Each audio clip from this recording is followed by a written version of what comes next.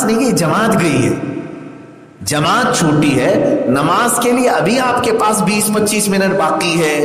سورہ اللہ کے ذکر میں کیا کیا ہے دیکھیں. بعض لوگ اب یہ سوال کریں گے آپ سے، حضور پاک صلی اللہ تعالیٰ علیہ وسلم کی نماز تو نماز ہے، فرض نماز ہو گئی، چلے جاؤ بس کافی ہے.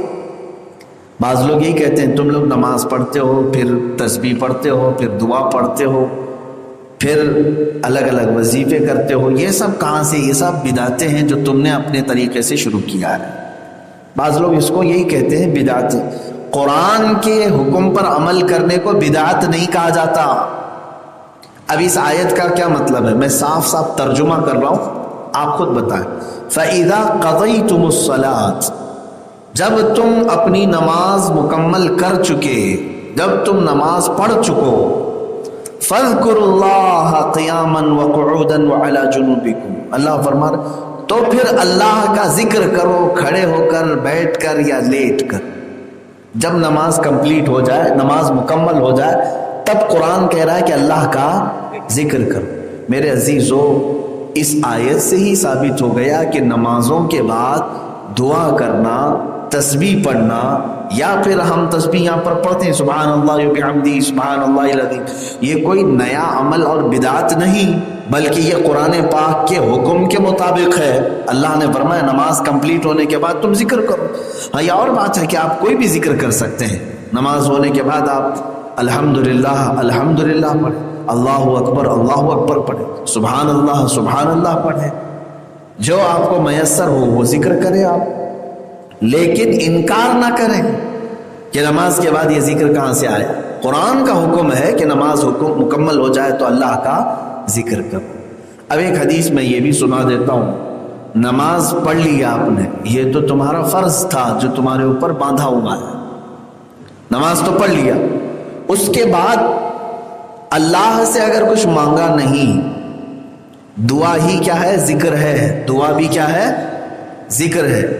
اللہ سے مانگا نہیں، دعا نہیں کیا، کچھ بھی اپنے لیے یا آخرت کے لیے، دنیا کے لیے، مومنین کے لیے، کسی کے لیے دعا نہیں، فوراً بھاگ گیا.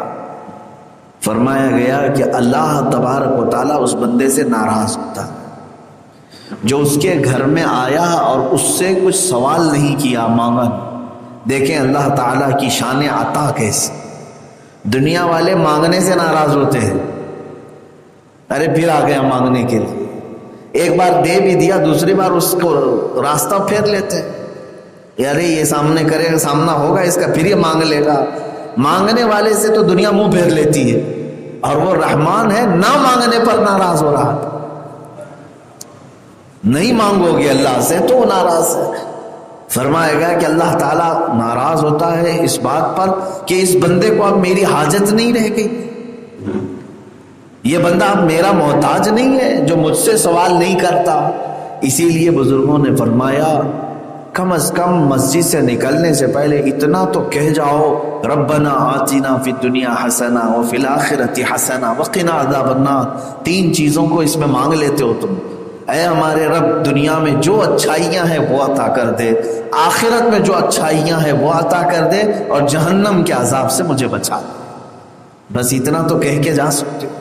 یہ تمہارا سوال ہے اللہ کی بارگاہ میں، اور اسی کو ذکر کہا گیا ہے. یہ کیا ہے؟ الدعاء هو الذکر، دعا ہی ذکر ہے.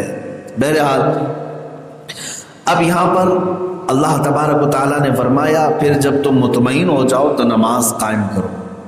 بے شک نماز مومنین پر وقت باندھا ہوا فرض ہے. وقت باندھا ہوا فرض یہاں پر کیوں کہا گیا؟ وقت باندھا ہوا فرض ہے، اس کا مطلب ہے کہ ایسا نہیں ہے کہ تمہارے اوپر 5 نمازیں فرض کیا ہے اللہ نے، 1 گھنٹے میں پوری 5 نمازیں پڑھ کے چلے گئے اور پھر پورا دن چھٹی ہو گئی. ایسا تو نہیں، بلکہ ہر نماز کا ایک وقت متعین ہے، اسی وقت میں وہ نماز پڑھو گے تو ادا ہوگی. آپ ایسا تو نہیں کرتے نا، دن بھر کا کھانا صبح کھا کر کے نکل جاتے ہو، ناشتہ بھی، دوپہر کا بھی، رات کا بھی، اور اگر لمبا جانا ہے تو کل کا بھی کھا کے نکل. ایسا تو نہیں ہے. اپنے اپنے اوقات پر جب آپ کی ضرورت ہے اسی اعتبار سے آپ کھاتے. ایسا بھی تو آپ زندگی میں نہیں کرتے آگے میرا 4 دن کا سفر ہے، آج ہی پورا سو لیتا ہوں، باقی 3 دن جاؤں. سو بھی لوگے تو پھر بھی اپنے وقت پر نیند آنی ہے. تو انسان کی زندگی کو دستوراً اس طرح سے بنایا گیا ہے کہ وہ اپنے اپنے اوقات پر ہی ان چیزوں کا تقاضا کرتی ہے. بلا تشبیہ و بلا تمثیل نماز اللہ تبارک و تعالیٰ کی طرف سے باندھے ہوئے وقت پر فرض ہے. جب وہ وقت آئے گا تبھی فرض ہے. مثال کے طور پر ابھی آپ کے اوپر فجر کی نماز فرض نہیں. آپ یہ نہیں سمجھ لینا کہ آپ یہاں سے فجر کی چھٹی دے دی. ابھی فرض نہیں آپ کے اوپر. جیسے ہی صبح صادق شروع ہوئی، صبح صادق کا وقت شروع ہوا تو آپ سب کے اوپر، میرے اوپر فجر کی نماز فرض ہو گئی. یعنی مثال کے طور پر آج رات میں اگر ہم میں سے کسی کا انتقال ہوا تو ہم سے یہ فجر کے بارے میں سوال نہیں کیا جائے گا کہ تو وہ فجر کی نماز کیوں چھوڑ کے آیا. کیوں؟ اس لیے کہ وہ ابھی ہمارے اوپر فرض ہوئی نہیں. وقت جیسے ہی داخل ہوگا نماز فرض ہو جائے.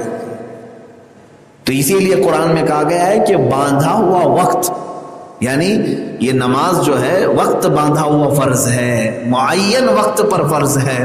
اب ہر ایک کا وقت کیا ہے اس کی تحقیق مسلمانوں کو ہونا چاہیے. ہر مسلمان یہ تمام چیزیں، مسائل ضروری ہیں وہ سیکھ لے. نمازوں کے اوقات اب تو سب آلہ جات آ گئے، مشینیں آ گئی، گھڑیاں آ گئیں، تقویم ہے، کیلنڈر ہے.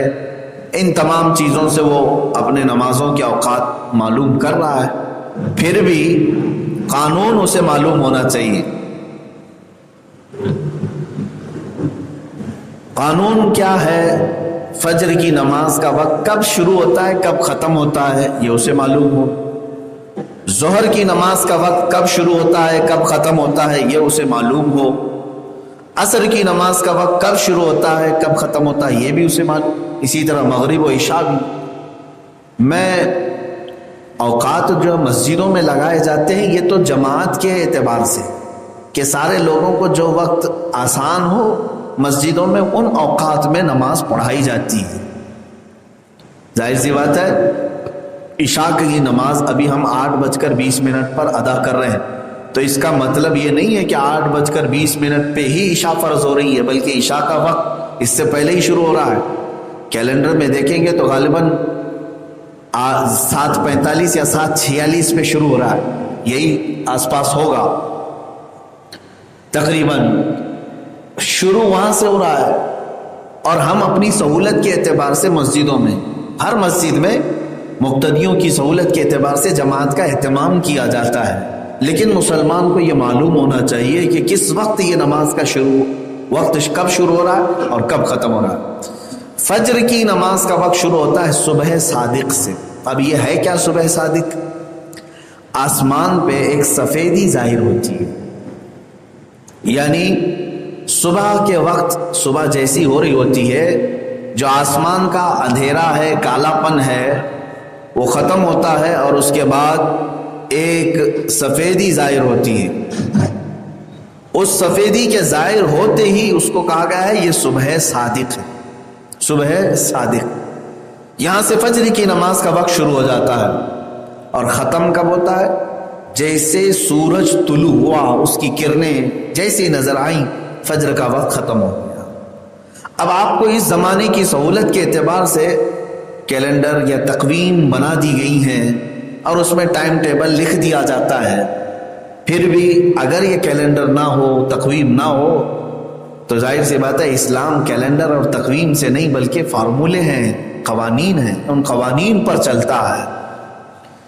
ظہر کا وقت کب؟ ظہر کا وقت شروع ہوتا ہے سورج ڈھلنے کے بعد، جس کو کہتے ہیں زوال آفتاب. زوال کا ایک ٹائم ہوتا ہے، یعنی بیچوں بیچ وقت جو ہوگا دن کا وہ ڈھل جانے کے بعد ظہر کا وقت شروع ہوتا ہے. اب اس کو بیچوں بیچ کیسے آپ سمجھیں گے؟ جیسے مثال کے طور پر آج سورج صبح 7 بجے طلوع ہو گیا، فار ایگزامپل بول. ویسے تو سورج کے طلوع ہونے کا ٹائم الگ ہوگا. 7 بجے اگر سورج نکلا اور شام میں 6 بجے سورج ڈوب گیا، کل دن کے کتنے گھنٹے ہوئے ہیں؟ کتنے گھنٹے ہوئے؟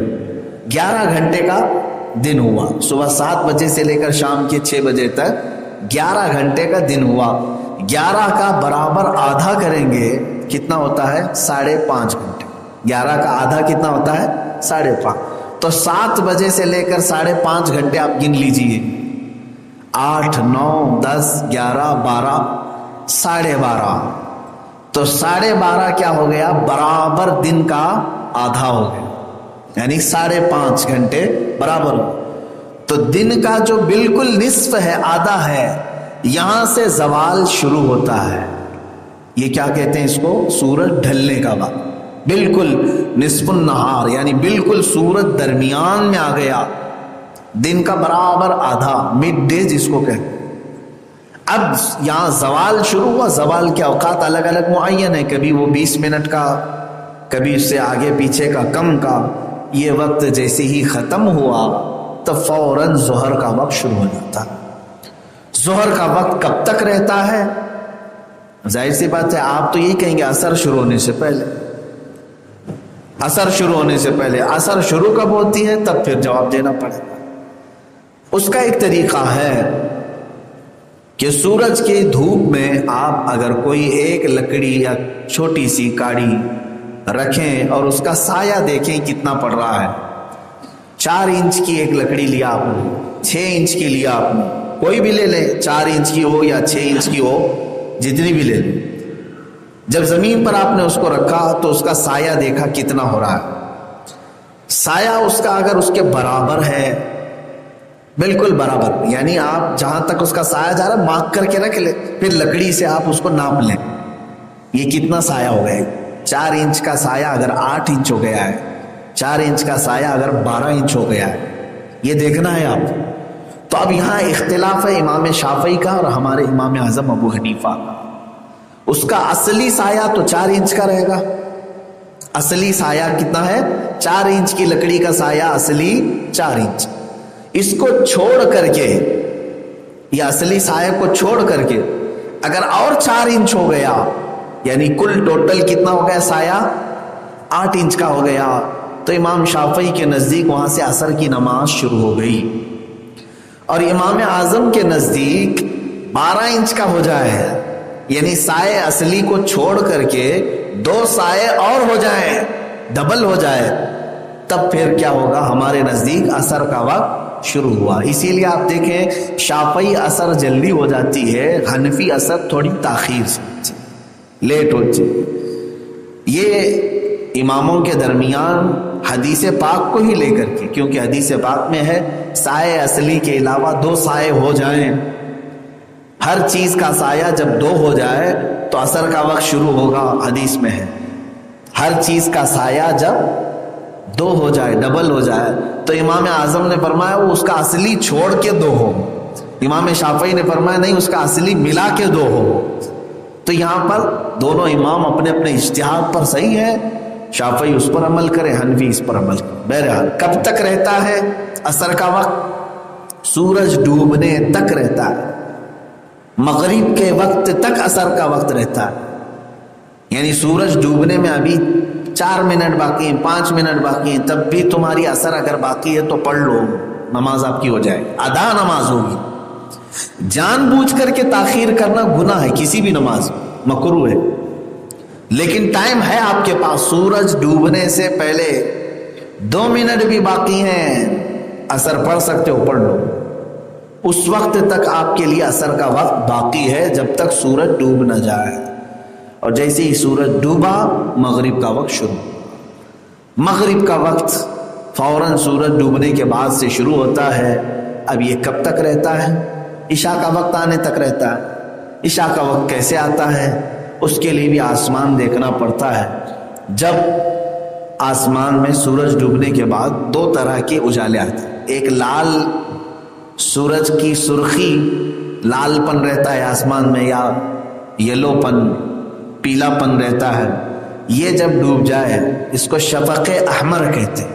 لال سرخی یہ ختم ہو جائے اور اس کے بعد پھر سفیدی آتی ہے آسمان پر، وہ بھی تھوڑی دیر تک رہتی ہے. سفیدی بھی ختم ہو گئی، اجالا پن بھی ختم ہو گیا، تب عشاء کا وقت شروع ہوتا ہے. اب یہ ٹائم موسم کے اعتبار سے الگ الگ ہے، ٹھنڈیوں میں الگ، گرمیوں میں الگ، بارش میں الگ ہوتا ہے. اسی لیے تقویم میں الگ الگ ٹائم لکھے جاتے ہیں.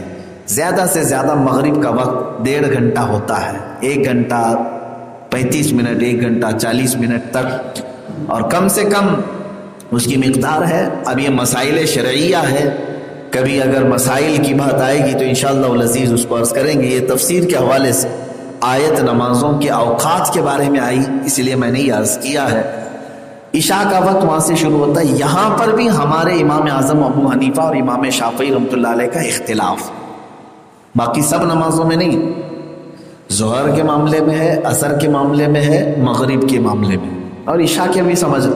فجر کا سب کا اتفاق ہے، فجر صبح صادق کو شروع ہوگی، سورج نکلنے کے بعد، سورج نکلنے سے پہلے ختم ہو جائے۔ ظہر کے شروع ہونے کے بارے میں کسی کا اختلاف نہیں، زوال کے بعد شروع ہو جائے گا، امام شافعی کے نزدیک بھی، ہمارے نزدیک۔ ختم کب ہوگا اس میں اختلاف، ہمارے نزدیک ہر شے کا سایہ اس کے اصلی سایہ کو چھوڑ کر ڈبل ہو جائے، شاید وہ 4:30 بج جاتے ہیں، 4:45 بج جاتے ہیں، اور امام شافعی کے نزدیک ہر چیز کا سایہ اس کے ڈبل ہو جائے، سایہ اصلی کو ملا کے۔ ان کا ظہر کا وقت ختم ہوا، عصر شروع۔ عصر کے وقت کے شروع ہونے میں اختلاف ہے، لیکن ختم ہونے میں اختلاف نہیں۔ سورج ڈوبا تو امام شافعی کے نزدیک بھی عصر کا وقت ختم ہو گیا، امام اعظم کے نزدیک بھی عصر کا وقت ختم ہو۔ مغرب کے شروع ہونے میں بھی کسی کا اختلاف نہیں، سورج ڈوبنے کے فوراً بعد مغرب سب کے نزدیک شروع ہو گئی، چاروں اماموں کے نزدیک، لیکن مغرب ختم کب ہوتی ہے اس پہ اختلاف۔ یہ جو لال پن رہے گا آسمان کے اندر، اس کو شفق احمر کہتے ہیں، یہ غائب ہو گیا تو امام شافعی کے نزدیک مغرب کا وقت ختم ہو گیا۔ ان کے ہاں مغرب کا وقت بہت شارٹ ہوتا ہے، بہت شارٹ ہے، آدھا گھنٹہ ہوگا، آدھا گھنٹہ، پونا گھنٹہ بھی نہیں ہوگا، شفق احمر غائب ہو گئی۔ اور ہمارے امام اعظم ابو حنیفہ رحمۃ اللہ علیہ کے نزدیک شفق احمر کے بعد شفق ابیض، سفیدی آتی ہے آسمان پر، وہ سفیدی بھی ختم ہو گئی اور کالا ہو گیا آسمان، اندھیرا ہو گیا، تب پھر مغرب کا وقت ختم ہو جاتا ہے، عشاء کا وقت شروع ہوتا ہے۔ اس کی کئی علامتیں فقہاء کرام نے فرمایا کہ عشاء کا وقت کیسے شروع ہوتا ہے۔ فرمایا کہ جب تارے بہت زیادہ دکھنے لگ جائیں، یعنی آسمان میں تارے جمع ہو گئے، کیونکہ مغرب کے وقت میں سارے تارے نہیں آتے، اکا دکا تارے دکھتے ہیں، لیکن تاروں کی جھرمٹ نظر آنے لگ جائے تو فقہاء نے فرمایا مغرب ختم ہو گئی، عشاء شروع ہو گئی۔ الگ الگ علامات ہیں جو وقت اور حیت کے علماء ہیں، یہ بھی ایک علم ہے، وہ اس کو اپنے علم سے نکال کر کے امت کی آسانی کے لیے انہوں نے تقویم بنا دیا ہے، امت پر ان کا احسان ہے۔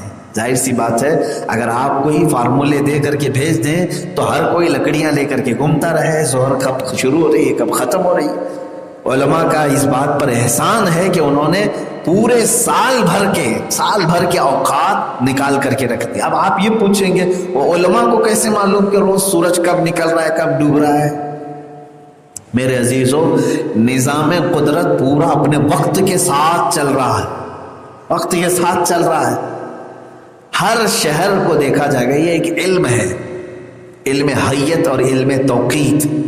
علم توقیت میں یہ دیکھا جاتا ہے شہر سطح سمندر سے کتنے اوپر ہی پر ہے، یہ ایک علم ہے۔ وہ تو آپ کو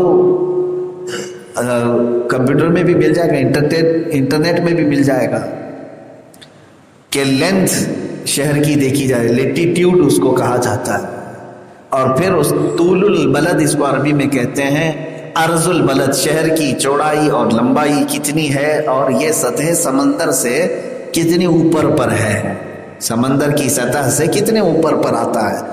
یہ جب معلوم ہو جاتا ہے تو پھر اس کا حساب لگایا جاتا ہے کہ اس شہر میں سورج کب نکلے گا، کب ڈوبے گا، وہ پورے سال بھر کا متعین ہو جاتا ہے۔ اب وہ کیلنڈر بنا کر تمہارے پاس رکھا جاتا ہے۔ اسی لیے تو آج کوئی سورج دیکھ کر کے افطار کرتا کہاں ہے، کارڈ دیکھ کر کے افطار کرتے ہیں، کارڈ دیکھتے ہیں یا پھر بانگی صاحب کی آواز پہ افطار کرتے ہیں سارے لوگ۔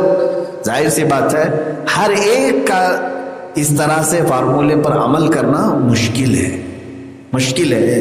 آپ سارے لوگ سورج کو دیکھیں گے، ہو سکتا ہے کبھی کنفیوز ہو جائے، لگے کہ سورج ڈوب گیا لیکن ڈوبا ہی نہیں تھا، ابھی روزہ ٹوٹ جائے گا اگر سورج ڈوبنے سے پہلے افطار کر لیا، ایسا ہوتا ہے۔ تو اس لیے علماء اکرام نے یہ علم توقیت کے حساب سے تقویم بنا دیا، کیلنڈر بنا دیا۔